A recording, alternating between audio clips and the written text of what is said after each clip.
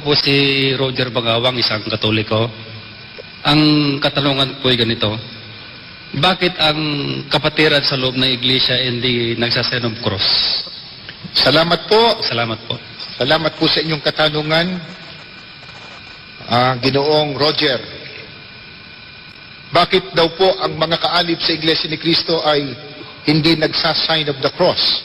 Kaya po nang naipagpauna namin sa inyo, ang batayan po o saligan ng Iglesia ni Cristo sa paglilingkod sa Diyos kung ano nakasulat sa Biblia.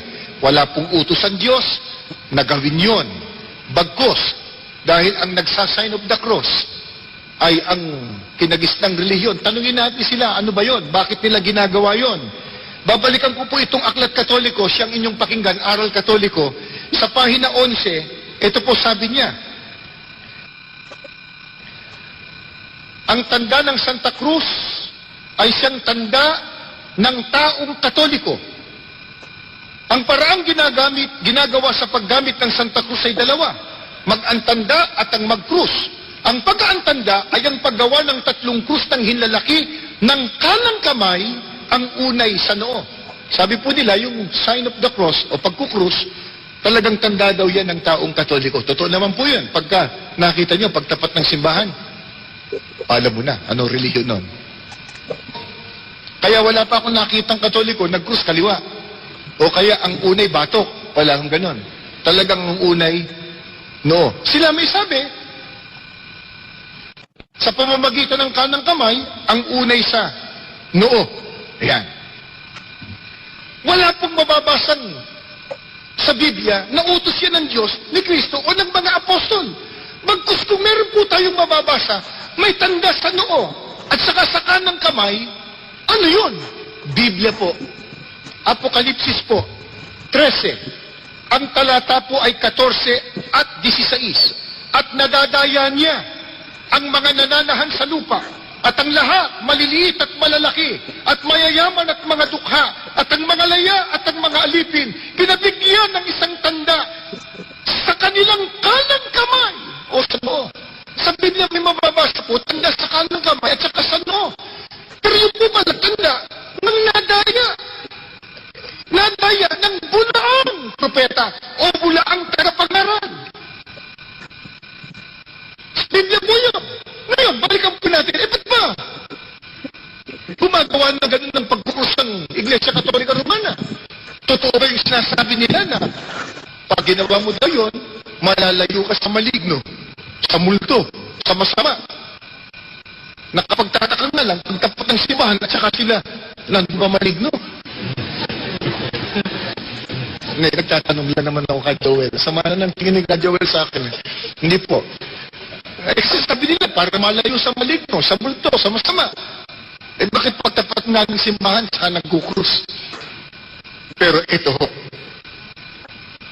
ang babasahin ko pong aklat, kilala ninyo. Ito po yung pagbinasa ng kinagisnang relihiyon. Pag tinatawag nila mahal na araw, kinakanta. Ano po?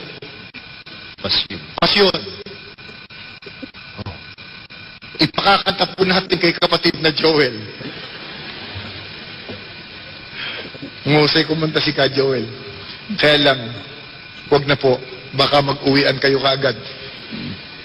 Babasahin ko po sa pahina 207 itong pasyon na ang may akda po nito ay ang paring si Aniceto de la Merced, El Libro de la Vida Historia Sagrada con Santas Reflexiones, Doctrinas Morales para la Vida Cristiana.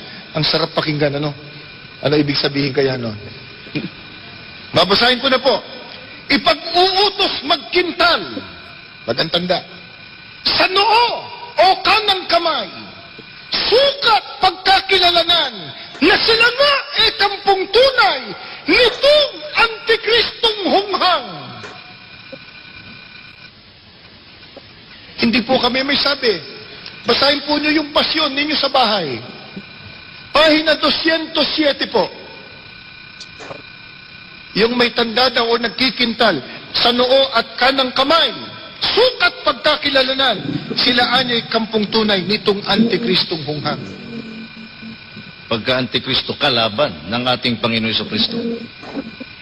walang sino man sa atin dito na maging kalaban ng ating Panginoong Kristo, kapatid namin. Totoo yun. At pagkakalaban, ano gagawin?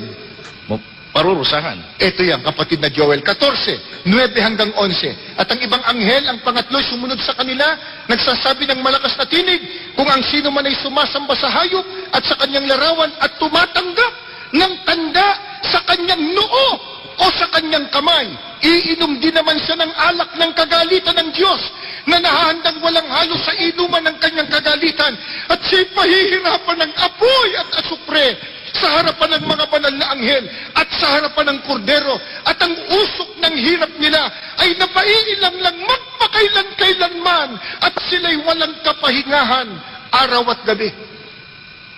Hindi po maliligtas ayon sa Biblia yung may tanda sa noo at kanang kamay.